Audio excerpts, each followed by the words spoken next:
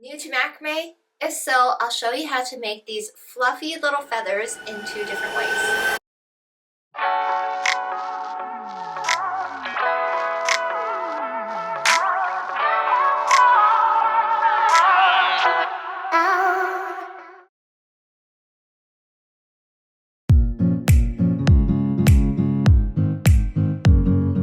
Hey everyone, it's Nicole here from BOCHIKNOT Macrame, and in this video I'll be going over 2 different ways to make a macrame feather. When I started macrame several years ago, the very first project I made was actually a macrame feather as well.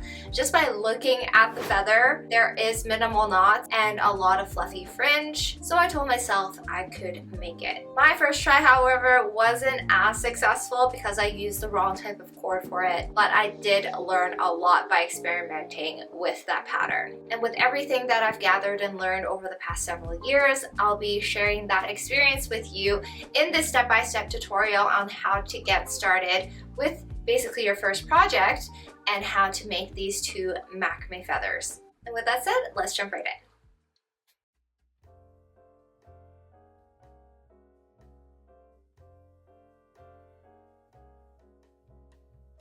For the feather patterns, I'll be using 3mm single strand cord, and this is just a bunch of scraps left over from our previous projects, and the type of cord is our organic natural 100% cotton cord. It's a very sturdy cord. It doesn't fringe as easily because it does have some fluff that holds the sturdiness of the single strand cord, but that just means it takes a slightly bit longer to comb through the fringe. But once you are able to comb it through, you will get really nice lush fringe. So other than 3mm cord, you will need a lobster clasp for the keychain portion. So I'm going to be going through 2 different methods to make a feather. The first one I'm going to go over is the double half hitch knot method. And so for the anchor cord, I'll be using a 40cm strand of cord, and I will be using all scrap cords for this project. So for the actual feather, the working cords, I'll be using 15 to 20cm length cords.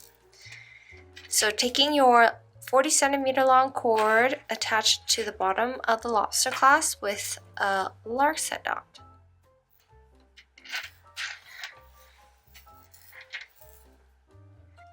And then we're just going to pin or tape this down to prevent it from moving. Then taking a strand of 15 to 20cm long cord. So we're going to take the cord underneath the 2 anchor cords, then take the right end over to the left, back underneath over to the right, then take the same end over to the left, but over the pattern this time, and then through the loop on the right.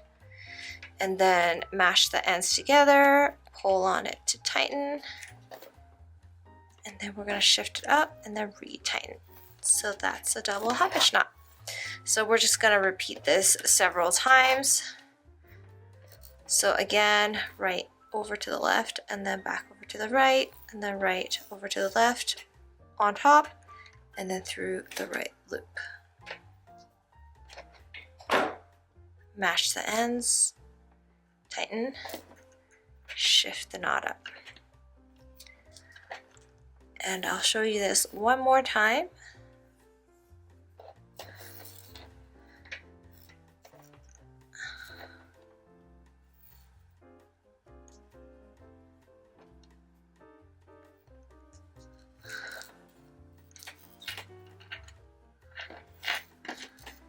Once done, this is what the pattern should look like. And now repeat it downwards until you fill out the majority of the cord length. So we're going to stop about the bottom here when there's about 2 to 3 inches left. So continue filling this space up until there's about 2 to 3 inches left. Once done, this is what it should look like. I've added a total of 15 strands of 3mm cords on this set of 2 anchor cords. So I did pull on the anchor cords to shift the knots together so that they're nice and tight. So if you do find that you had used the same cord size and same cord lengths and you've added less than me, shift the knots up so that it gets rid of some of the space in between the knots, and you should be able to add a few more. So now at the bottom, to prevent the knots from sliding downwards, we're going to tie an overhand knot, nice and tight. And then now all that there's left to do is to comb through the fringe and then trim the fringe into a feather. So using a fringe comb, we're just gonna comb through both sides.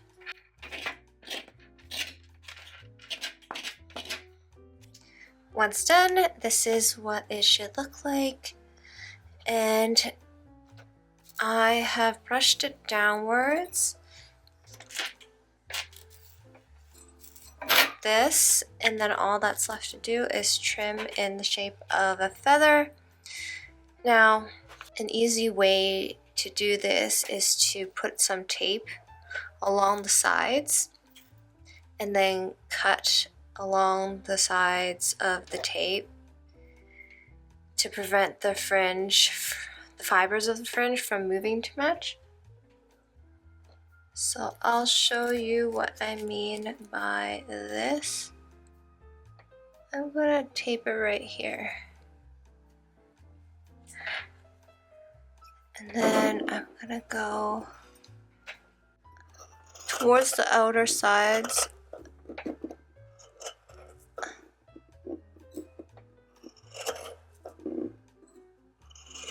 of the tape.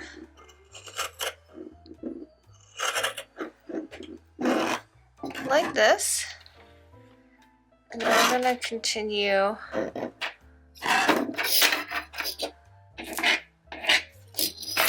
back up.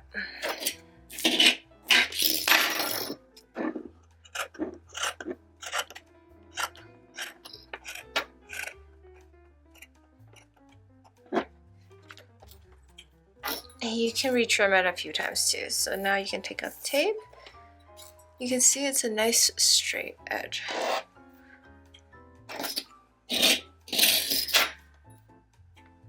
So do the same thing on the left side, and then you can clean it up a bit if you'd like. Once we've trimmed it sort of like this, and push down the ends, kind of fluffing it together like this for a more natural look.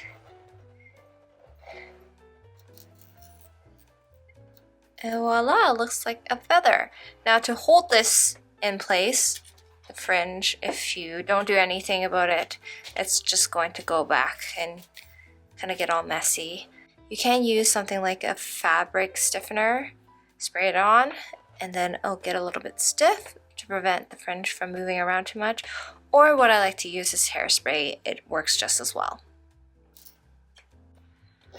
For the square knot version, we're going to start it off the same way with the 40cm long cord. We're going to attach it to the bottom of the lobster clasp with the lark's head knot. So place the loop end through, then pull the ends through. And then tape it down again. Then just with the 15 to 20 centimeter long cord lengths, what we're going to do is we're going to make a slightly different variation of a square knot.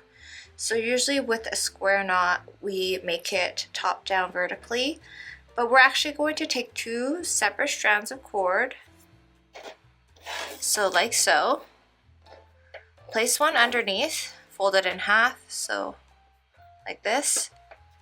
Then another strand folded in half. Place it through the ends on the right, so we're on top, opposite side, so loop end is on the right side. and then take the ends on the top one, bring it through the left.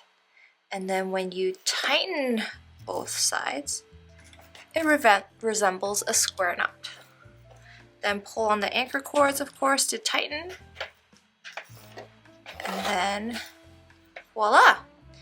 Now you can make it the same direction all the way down, and then that loop end on the square knot will be the same way down, or you can alternate it.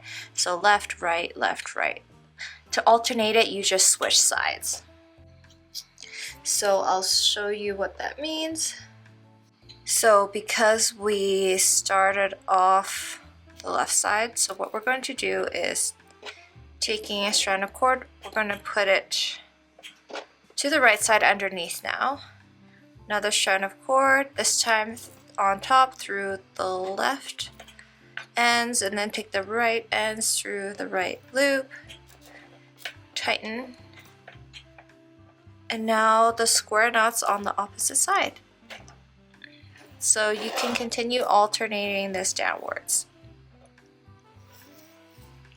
So this time there, through the right loop, like so. Then back on the left side. So continue alternating this downwards until there's about 2 to 3 inches left again. So once it's filled up, I can tell you how many square knots I made. 1, 2, 3, 4, 5, 6, 7, 8, 9. So I made a total of 13 square knots. So 13 times 2 is 26 strands of these shorter cords. So once we're done, same thing as how we had ended the double half hitch knot one. We're going to tie an overhand knot. Now because there are some longer strands here, before you start combing, just trim off the excess strands first. Now it is definitely helpful to have sharp scissors for this part where you have to trim the feathers. Definitely makes your life a little bit easier.